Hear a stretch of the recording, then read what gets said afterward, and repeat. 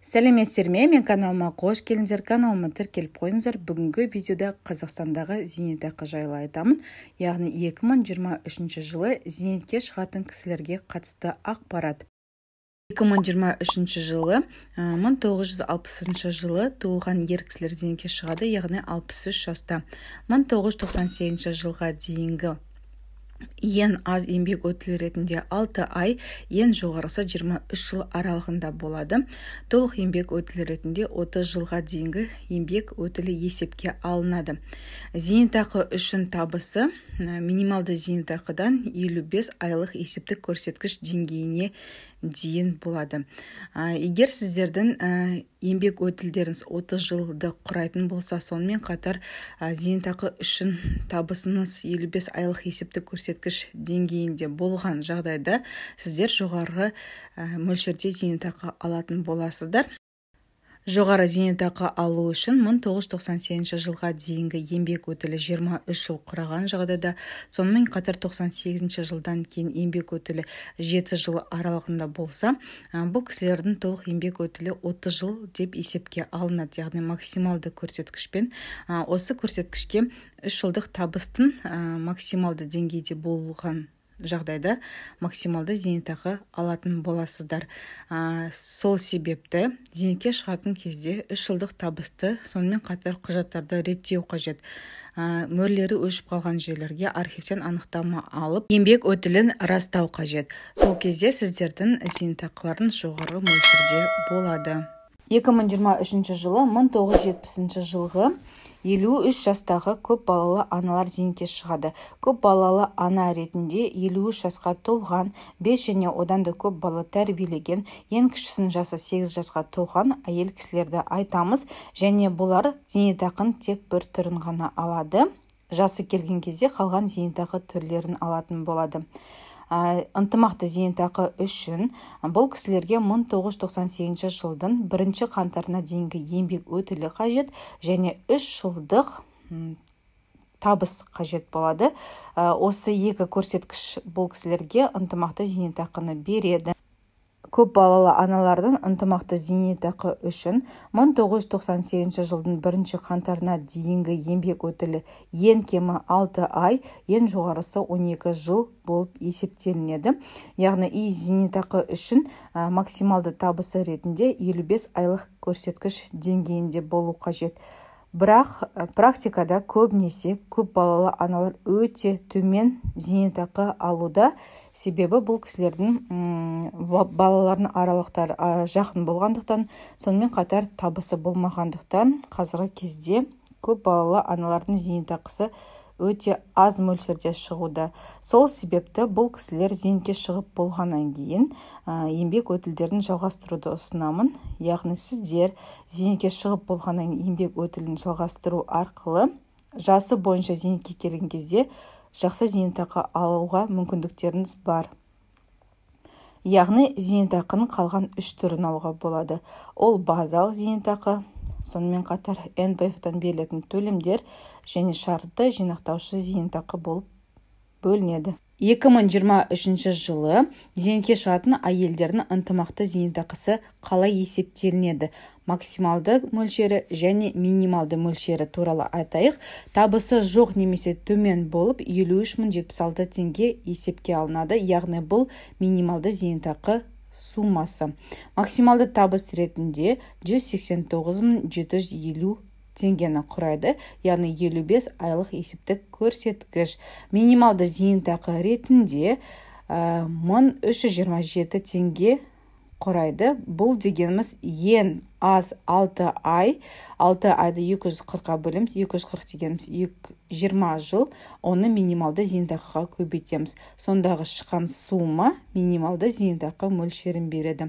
Ал максималды зейнетақы алу үшін сіздер білесіздер, 1998 жылға дейін еңбек өтілі 20 жылды құраса, сонымен қатар 3 жылдық табысы қатарынан 189.750 теңге болған жағдайда, бұл кісілер максималды ынтымақты зейнетақы алатын болады. Ынтымақты зейнетақы госбюджеттен беріледі және өмірдің соңына шейін төленетін зейнетақы болып табылады.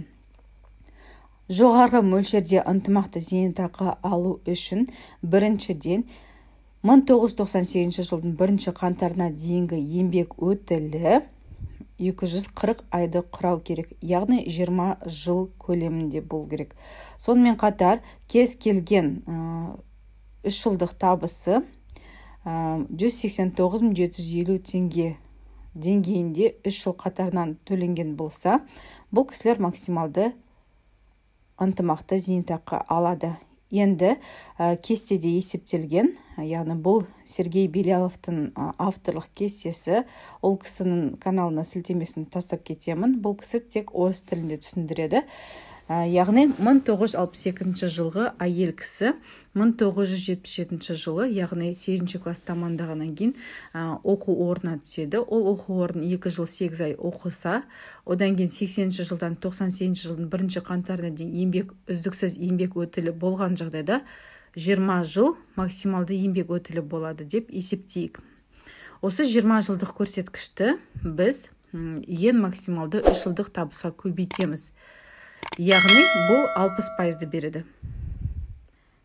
1998 жылдың 1 қаңтарына дейінгі максималды еңбек өтілі ретінде әйел кісілер үшін 20 жыл есепке алынады. Егер 20 жыл болған жағдайда сіздер максималды 60% көрсеткіш деңгейінде боласыздар. Осы көрсеткішті максималды табысқа көбейтсек, яғни 189.750 теңгеге 55 айлық есептік көрсеткішке, сонда 113.850 теңге құрайтын болады. Бұл 2023 жылы зейнетке шығатын әйелдерге қатысты ақпарат, яғни максималды зейнетақы ретінде 113.850 теңге есепке алынады. Бұл тек ынтымақты зейнетақы үшін берілетін сума болып табылады. Енді 2023 жылы зейнетке шығатын ер кісілердің ынтымақты зейнетақысының ең төменгі және ең жоғары мөлшерін айта кетейік. Егер табысы жоқ болса немесе төмен болса, минималды зейнетақы деңгейінде 53.076 теңге есепке алынады. Максималды табыс ретінде 189.750 теңге болып есептелінеді. Бұдан асса ол есепке алынбайды. Ал минималды зейнетақы ретінде, яғни 6 айлық ынтымақты зейнетақы үшін 1062 теңге берілетін болады. Бұл дегеніміз 6-ны 300-ге көбейтеміз, сосын минималды зейнетақыға көбейтеміз. 300 дегеніміз бұл ерлер үшін қажетті максималды 25 жылдық еңбек өтілі. Максималды ынтымақты зейнетақы алу үшін 1998 жылға дейін ерлер үшін 25 жыл еңбек өтілі болу қажет, сонымен қатар максималды табыс болу қажет. Осы екі көрсеткіш жоғары болған кезде сіздер максималды ынтымақты зейнетақы алатын боласыздар. Есептеп көрейік. Бұл кесте Сергей Белялов Сейітқазиевичтің авторлық кестесі. Бұл кісінің каналына сілтеме қалдырып кетемін. Мысалы, 1960 жылғы туылған ер кісі 1975 жылы оқуға түсейік дейік. 8 класстан кейін 2 жыл 8 ай оқысын. Одан кейін 1978 жылдан 1998 жылға дейін еңбек еткен жағдайда максималды еңбек ретінде 22 ақ жыл есепке алынып тұр. Яғни 98 жылдың 1 қаңтарына дейін. Осы көрсеткішті біз пайызға айналдыру арқылы ынтымақты зейнетақы үшін мөлшерін анықтаймыз. Егер бұл кісінің еңбек өтілі максималды болып, бірақ табысы жеткіліксіз болған жағдайда ынтымақты зейнетақы мөлшері жақсы болмайды. Сол себепті жақсы ынтымақты зейнетақы алу үшін еңбек өтілі ерлер үшін 22 жылды құраса максималды болады, және 36 айлық табысы да жоғары деңгейде болған жағдайда жақсы зейнетақы шығатын болады. Жаңағы кестедегі еңбек өтілін біз 22 жыл 3 ай деп есептедік. Осыны біз айларға айналдырайық. Яғни ынтымақты зейнетақы үшін айларымен есептеді. 267 ай болып тұр. 267-ні 300-ге бөлеміз. 300 ай дегеніміз 25 жылдық еңбек өтілі. Осыны 60-ға көбейткен кезде 53,4% беріп тұр. Бұл ерлер үшін максималды зейнетақы болып есептелінеді 2023 жылы шығатын кісілер үшін.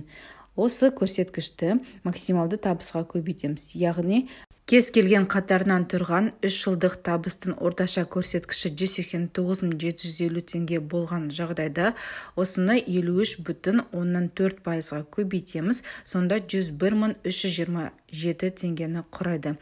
Бұл максималды ынтымақты зейнетақы мөлшері болып есептелінеді. Яғни 1998 жылға дейін еңбек өтілі ретінде 22 жыл 3 ай максималды көрсеткіш болып табылады. Және 3 жылдық табысы ретінде орташа көрсеткіші 189.750 теңгені құраған жағдайда бұл кісілер максималды ынтымақты зейнетақы алатын болады. Қайта айта кетемін, ынтымақты зейнетақы үшін табыс және еңбек өтілі өте маңызды рөл ойнайды. Сол себептен көбінесе практикада еңбек өтілі жоғары болады, бірақ табысы аз болып жатады. Немесе табысы жақсы болады, еңбек өтілін растай алмайтын кездер болады. Құжаттарыңызды қазірден бастап әзірлеп, яғни мөрі өшіп қалған жерлерге архивтен анықтама алып, табыстарыңызды реттеп, жақсы зейнетақы алуға мүмкіндіктеріңіз бар. Назарларыңызға көп рахмет. Жалғасы келесі бөлімде.